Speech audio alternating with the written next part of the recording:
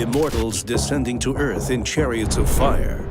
These UFOs have been seen for thousands of years.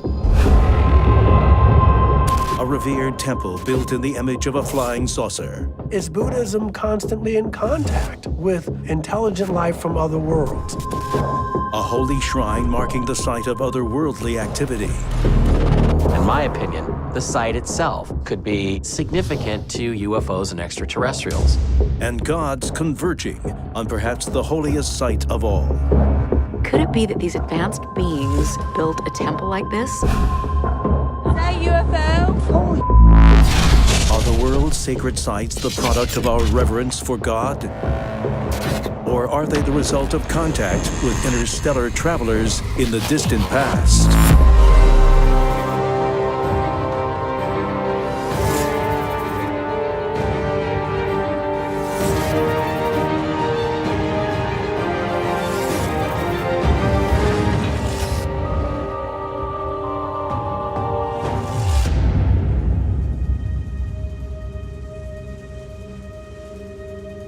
Along the northern shores of the Mediterranean Sea, in southern Europe, is Greece. Home to some of the oldest cities in the world, continuously inhabited for nearly 5,000 years. More recently, Greece is also home to frequent sightings of UFOs. Like this strange craft captured by an airline passenger flying over the Aegean Sea in 2018. Greece has seen like a 5-fold increase in UFO sightings recently. There have been well over 50 documented cases that just isn't explainable by conventional technology. Like this brightly lit UFO seen over Thessaloniki, Greece in 2014. We're talking about spheres, disks, triangles, all coming in and out of the atmosphere. But what could attract such an unusual level of otherworldly activity? Researchers say clues can be found in the numerous once magnificent temples built to honor the ancient Greek gods. One such site is high atop Mount Parnassus in central Greece, the sanctuary of Apollo at Delphi, a site once filled with astonishing temple structures dedicated to Apollo, one of the most important and beloved of Greek gods, who was the son of Zeus, ruler of the gods. Apollo was the god of the sun and light, prophecy and knowledge, and more. The sanctuary of Delphi is in the mountains north of Athens. It's the kind of place that you'd expect a pilgrimage to end. It's someplace that's difficult to get to, and it must have taken quite an effort to build it there. It's up a hill as you go, and then there's temples in varying spots, and it definitely feels like a sacred spot. I've been fortunate to go there twice. It's a magnificent place, and a place that is considered very, very sacred by the Greeks, going back thousands of years, where it was said that this was the home of Apollo. According to Greek myths and legends, all of these temples are actually temples to these sky beings or sky gods that came down from above, came to Earth way back at the dawn of antiquity. Legends of the Greek god Apollo have made it all throughout time. In fact, our own moon mission was named the Apollo mission after the Greek god. Liftoff, we have liftoff. According to Greek mythology, this breathtaking site was also home to the famous oracle, a high priestess. Apollo was supposed to have been very handsome. He was the god of prophecy and agriculture and beauty. And what was interesting to me, because usually the oracle was a woman, okay? And Apollo spoke through her. He could speak to the human race through an oracle who was there to transmit his communications from on high. Now, this oracle was both a conduit and a lawgiver. She would pass on the information that Apollo had given her to the people, and they would then implement those commands. But is it possible that this interaction between a human and a god could have actually been an interaction between a human and a more advanced being. When you look at ancient Greek mythology, you've got multiple gods, but they interact with humans frequently. So that leads to a question. It's an obvious question we all want to know.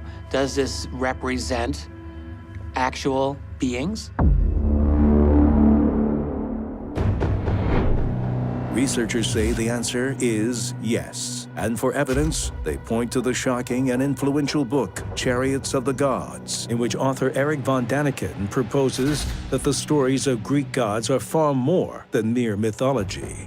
Erich von Däniken suggested that all of these ancient Greek gods were actually extraterrestrials who had come to Earth to dominate, communicate, and rule over the human race.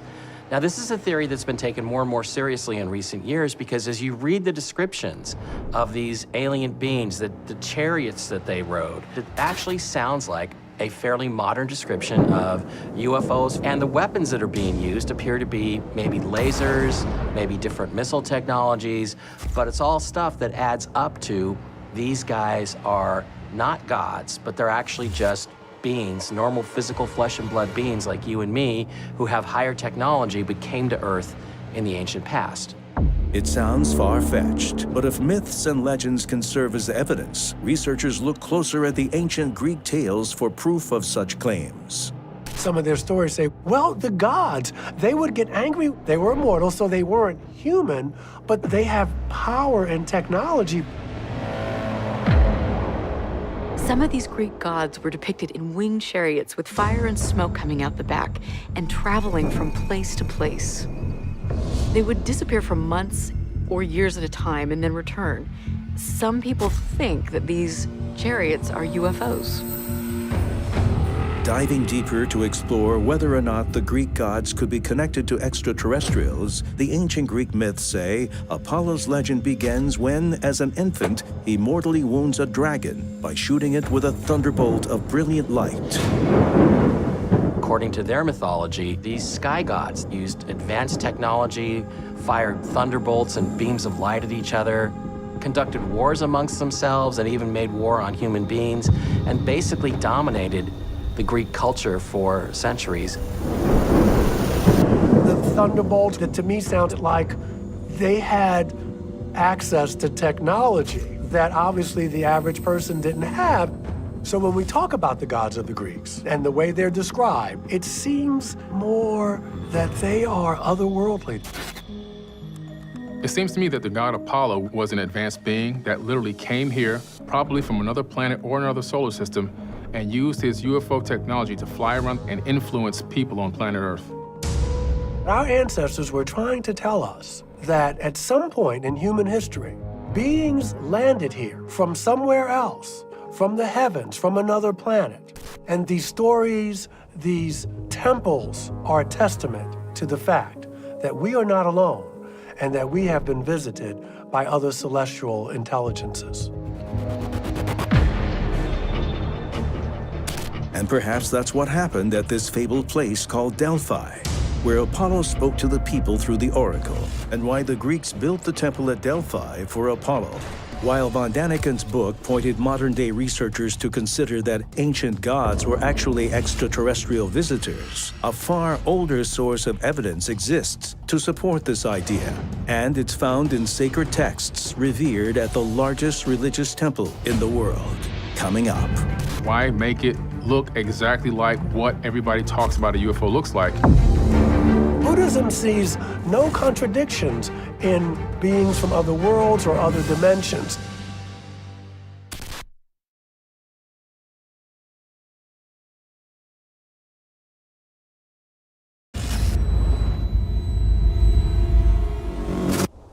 Researchers believe Greek myths about the sanctuary of Apollo at Delphi may point to an early connection between humans and extraterrestrials.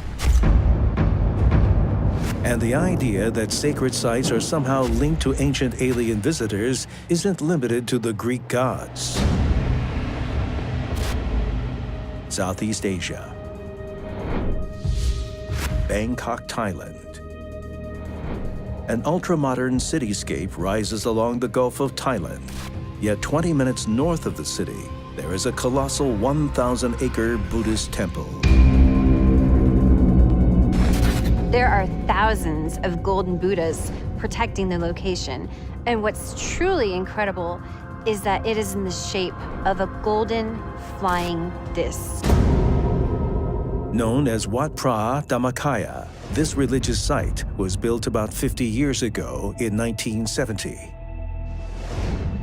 8 times bigger than Vatican City, this temple is the world's largest religious complex. It can hold more people than any other temple or sacred site on the planet, and it was actually fairly recently established by a very specific branch of the Thai Buddhist Church. The temple's golden dome and the outer spherical surface are decorated with 300,000 gilded Buddha statuettes. This is a very supermassive structure. So what would make the Buddhists build a temple this large, and what is the significance of its shape? Because the way that the structure is built, it resembles a modern-day classic UFO. To most observers, the visual impact of the temple is supernatural as it glimmers, appearing to hover UFO-like over meditation grounds, large enough to accommodate 1 million Buddhists hailing from countless countries. What's truly incredible is that on the doors of the structure, there are images of flying discs which look exactly like the building itself. Why make it look exactly like what everybody talks about a UFO looks like? In my personal opinion, I believe that the Buddhists were trying to copy or mimic something that they believed engaged mankind maybe in the distant past and maybe even in current day.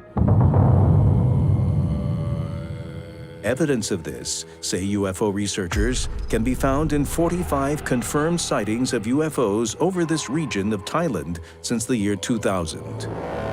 13 of which took place at or near the site itself. Now, it seems as though the presence of this flying saucer temple has actually attracted more attention from the guys in the sky. But could the UFO sightings at this temple's location be about something much more than just its saucer-like shape, and something far more ancient? Researchers say the answer is yes, and point to the evidence in the Buddhist Pali Canon, the standard collection of scriptures in the Theravada Buddhist tradition, that states, "The realms of existence are divided into 3 distinct worlds, and in each there are many more realms." From my own experiences in Mahayana Buddhism and Zen Buddhism, Buddhism sees no contradictions in beings from other worlds or other dimensions. Many deities are worshipped in Buddhism. And has there been some type of advanced knowledge passed down from generation to generation through the Buddhist religion that can allow you to know that there's intelligent beings all around the universe?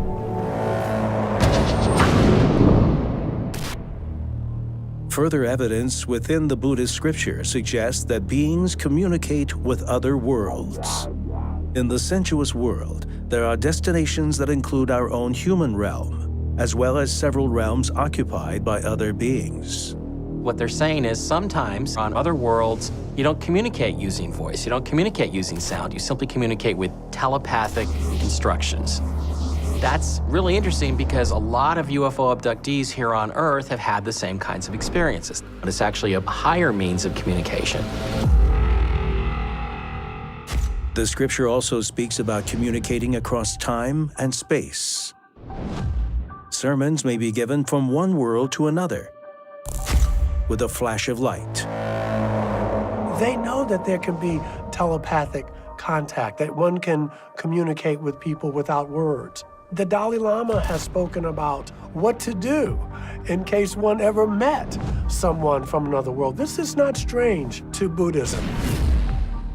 Although scholars believe the Buddhist scripture is not descriptive of actual events, UFO researchers point out that it often refers to devas, which are otherworldly beings or deities.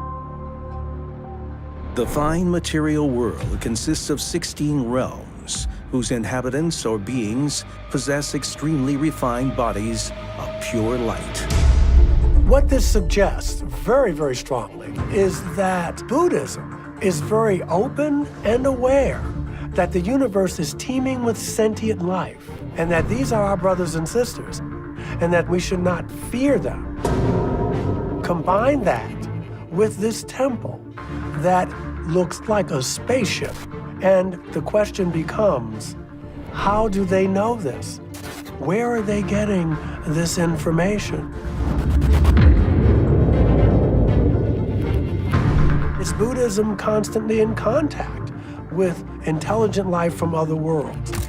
For UFO researchers, the evidence contained within the Buddhist scripture speak volumes about the connection between Wat Phra Dhammakaya and otherworldly beings.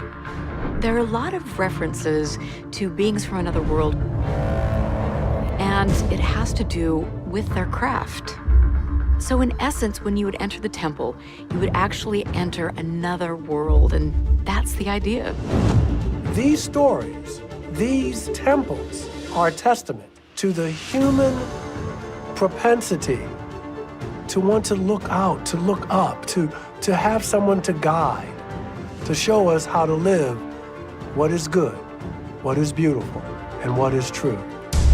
But even though the evidence of an alien nexus is compelling, most of it weighs heavily on scripture written long before this colossal 50-year-old temple was built. Proof of an authentic connection needs to originate from where extraterrestrial activity was actually witnessed. Coming up. Allah is referred to as the Lord of the worlds, plural, which implies that there is intelligent life outside of our solar system.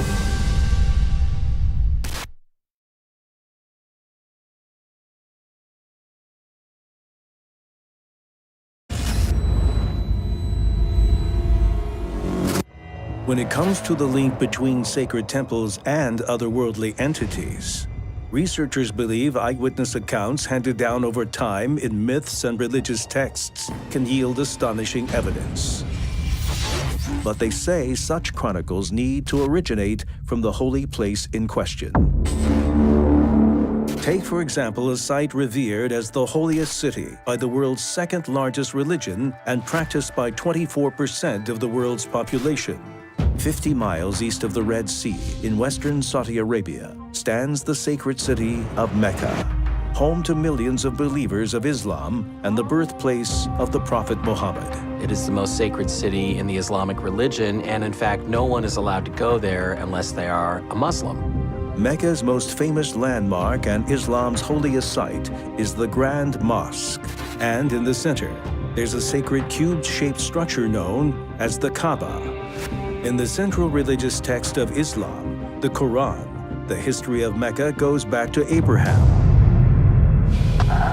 the Hebrew and Muslim patriarch, who built the Kaaba around 2000 BC with the help of his elder son, Ishmael. Now, according to Islamic tradition, the Kaaba is a very significant site because it's the location where Abraham was about to sacrifice his son. Muhammad picked that site as the most sacred site for the Islamic religion, and it continues to this day to be the most sacred pilgrimage spot for the Islamic world. Strangely, even here, on August 30th, 2011, around 4 in the morning, a shocking number of UFOs were sighted high above the mosque.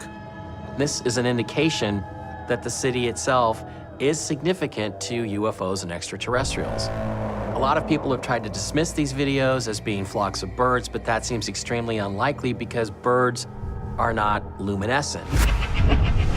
Could such sightings have any connection to the Quran's teachings that say Mecca and the Grand Mosque are the sacred center of the Islamic world?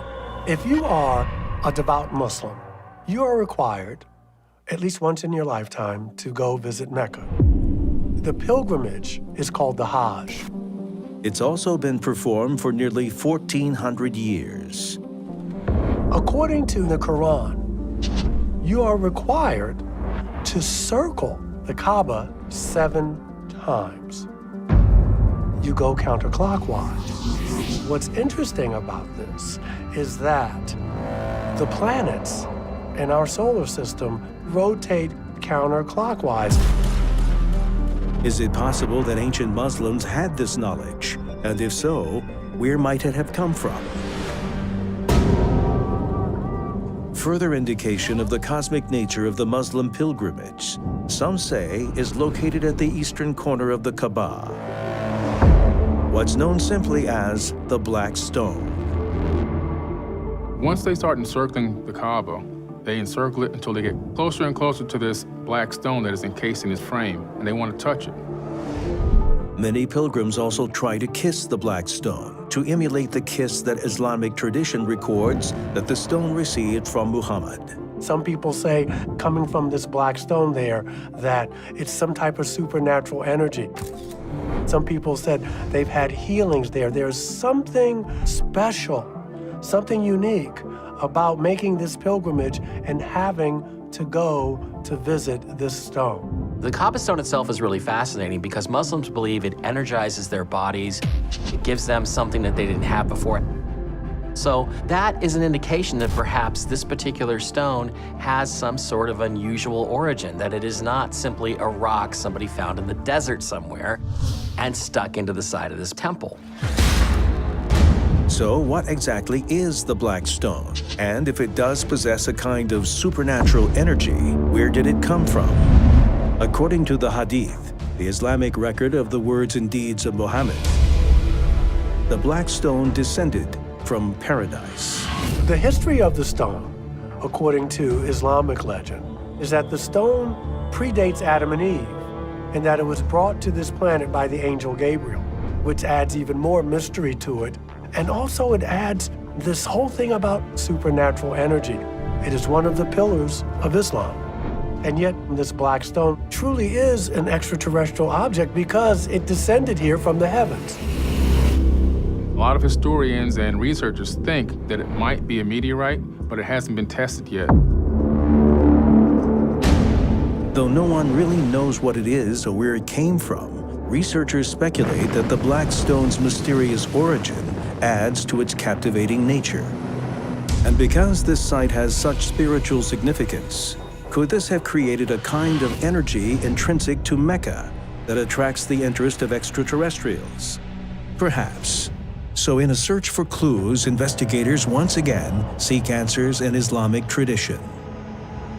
We must remember that when Islam talks about Allah, for instance, they will say Allah the Beneficent, the Merciful, Lord of the Worlds, plural. So inherent in that is that Allah is not just the Lord of heaven and earth, there are other worlds, which implies that there is intelligent life outside of our solar system. Does the pilgrimage at Mecca, like Buddhist teachings at Wat Phra Dhammakaya and the myths of ancient Greece, add to the conversation about a connection between sacred sites and otherworldly beings? And if so, what about another place held sacred by the world's 3 major religions? Whoa! Coming up. This is the place where Solomon would directly communicate with God himself. It was believed to have actually been a landing pad for a spacecraft to come and go. Is that UFO?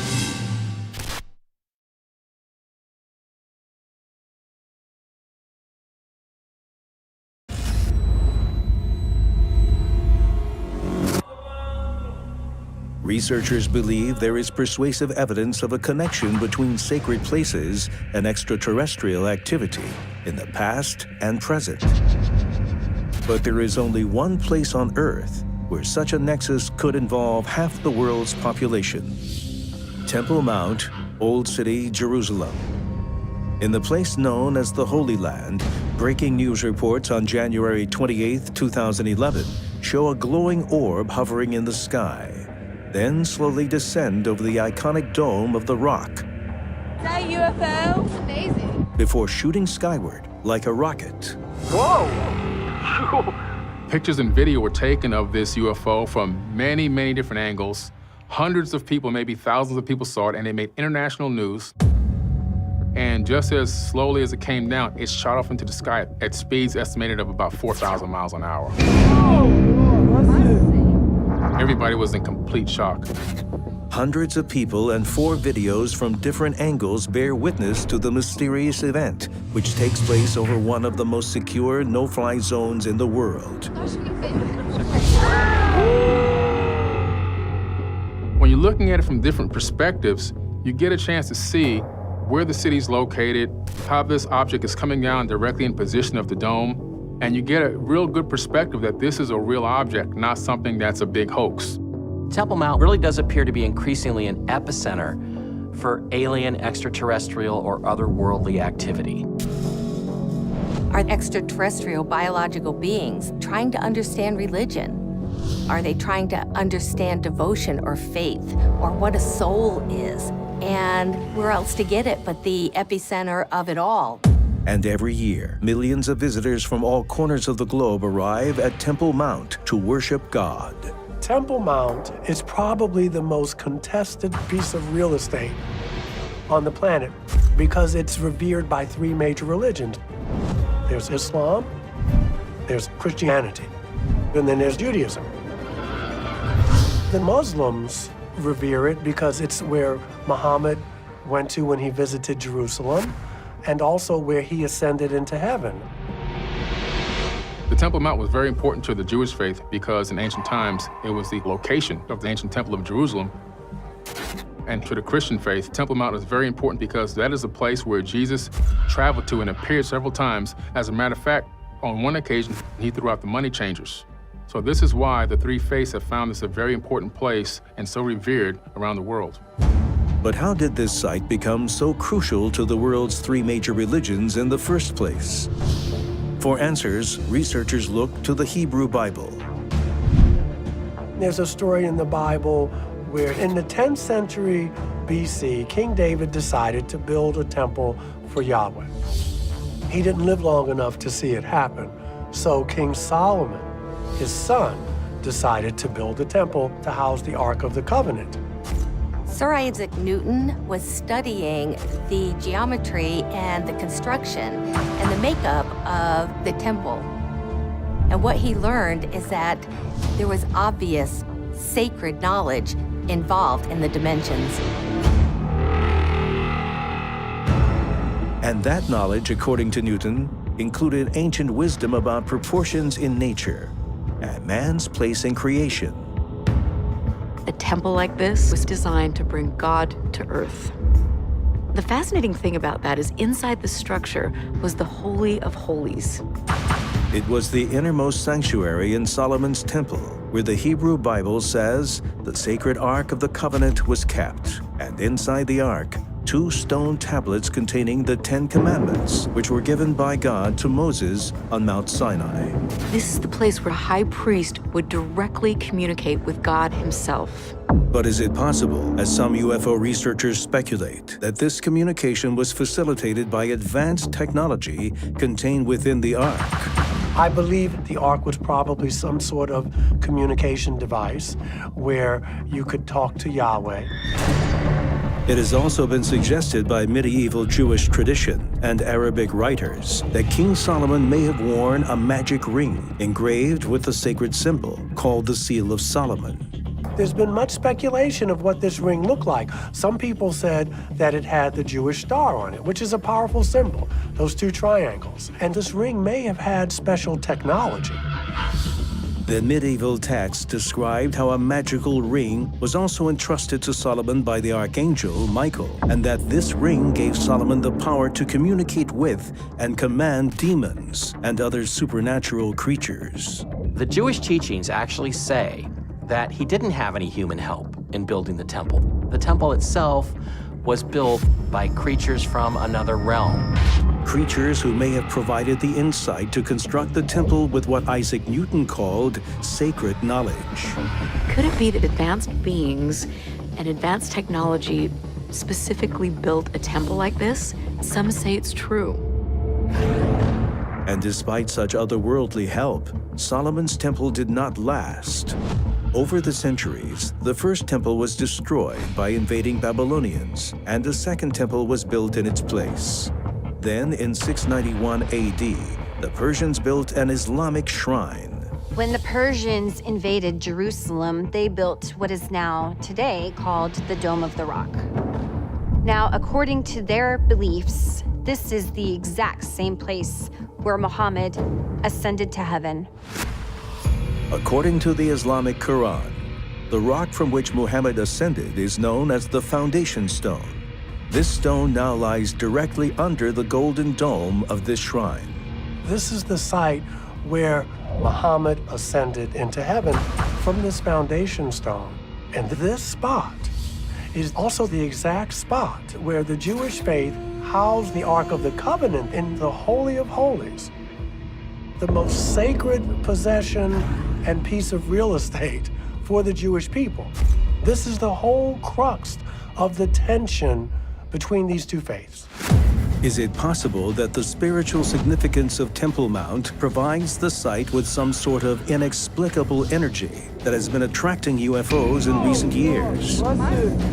Much like the sanctuary of Apollo at Delphi. And could this same energy have also drawn extraterrestrials to this extraordinary place in an ancient time before sacred structures were even built? It's believed by some people that this site was a landing pad or even a launching pad for a spacecraft to come and go in the distant past. Could there really be an interstellar connection to the Temple Mount? And if so, what might this say about the possibility of intelligent life in the universe? There are those who say the answer lies at a sacred site revered by the faithful of the world's oldest religion. Coming up. The temple was built for the god Shiva, who is known as the Great Destroyer. Where is this technology coming from to create structures like this? Are these gods extraterrestrial?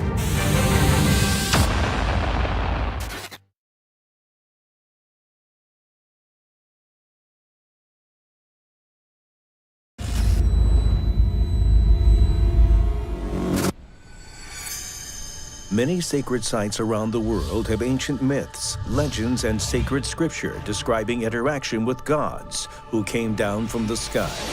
What if this contact was really with extraterrestrial entities?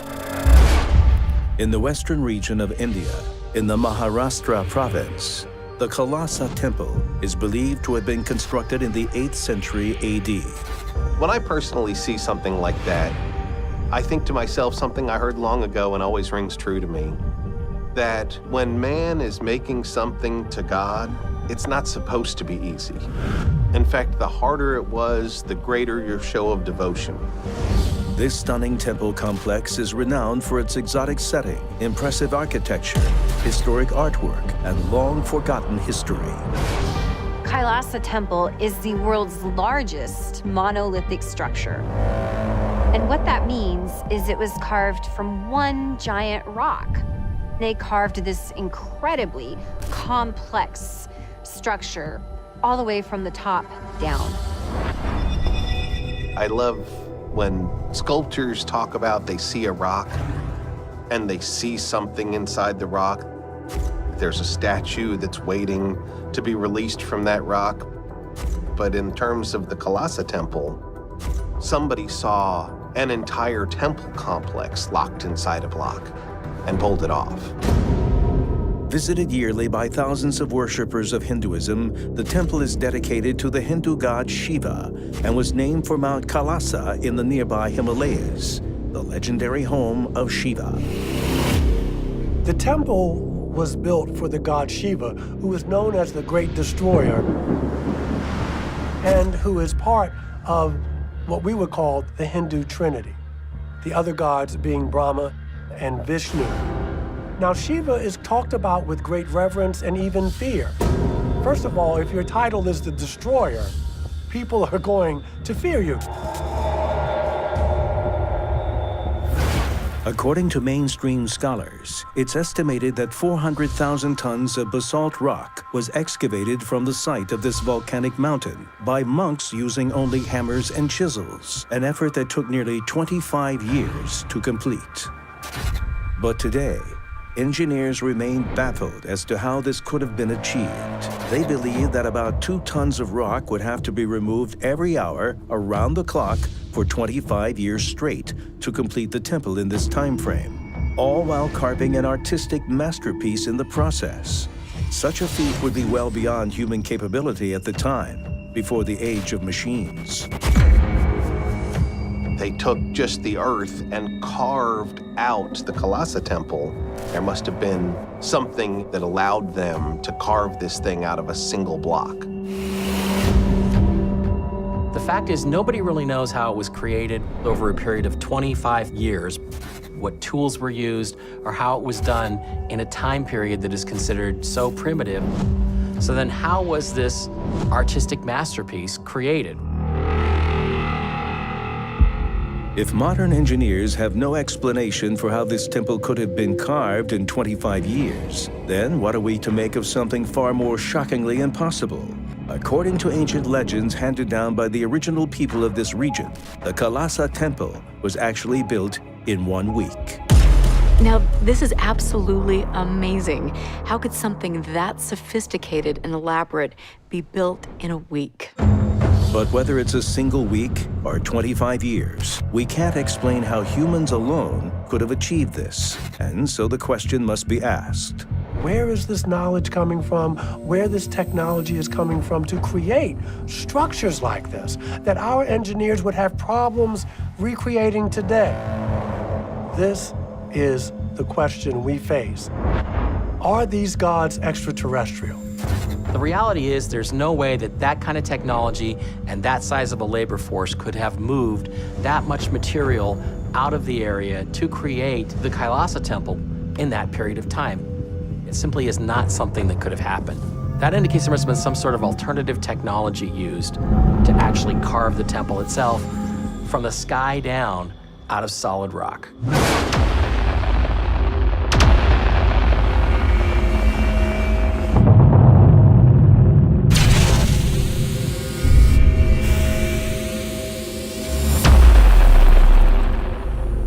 We possibly had a visitation in ancient times from a very advanced culture with very advanced tools, most likely AI or advanced technology, and we then began to worship them and deify them when in true reality, they were just advanced beings with advanced technology. For evidence as to how exactly the temple may have been constructed, UFO researchers turn to ancient Hindu texts that speak of the god worshipped at the Kalasa temple, Lord Shiva, the Great Destroyer. And what they learned can only be described as shocking.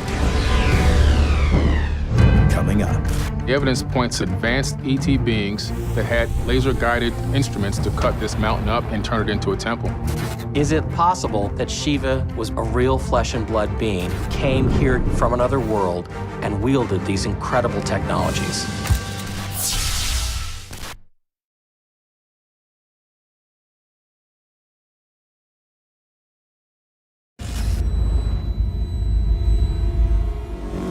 Carved out of a single massive piece of volcanic rock, the magnificent Kalasa temple is dedicated to the Hindu god Shiva.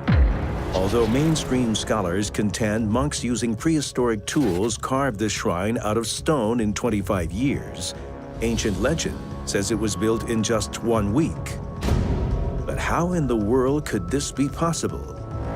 Did the Hindus know more about the world and the way it worked than we do today? What can we learn from the reverence for this god Shiva? According to the ancient Indian text of the Mahabharata, Shiva is known as the Great Destroyer and one of the most important gods in the Hindu pantheon.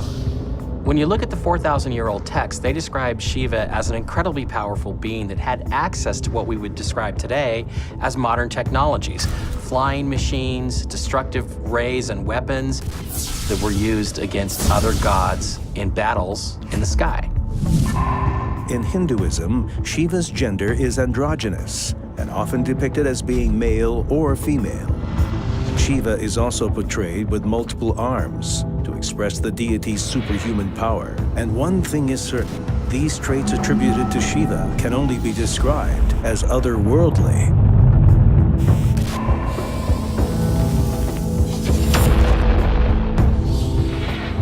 If we look at the Mahabharata, we are told that these gods would fight with one another. They would have wives. They would consort with the natives, if you will. They interacted with their creation. We see this in other stories about the Greek gods. So this is crucial. Terrible weaponry. Immortal? Yes. Human-like in their foibles? Yes. This is what we're dealing with when we look at the Hindu god Shiva. Shiva was a being of incredible powers and talent. Now, when you look at what was created at Kalisa, what you see is the type of technology that Shiva is described as wielding right there in a temple that, guess what, is dedicated to Shiva. And you have to ask yourself, is it possible that Shiva was a real flesh and blood being who came here to Earth from another world and wielded these incredible technologies? When you look at this megalithic structure, the evidence points to the fact that the people of the area had help from advanced ET beings in ancient times that had what we would call supernatural technology that used laser-guided instruments to cut this mountain up and turn it into a temple. Does the evidence found at sacred sites like the Kalasa Temple, Sanctuary of Apollo at Delphi, Wat Phra Dhammakaya, Mecca, and Temple Mount suggest that early man may have had contact with an extraterrestrial intelligence?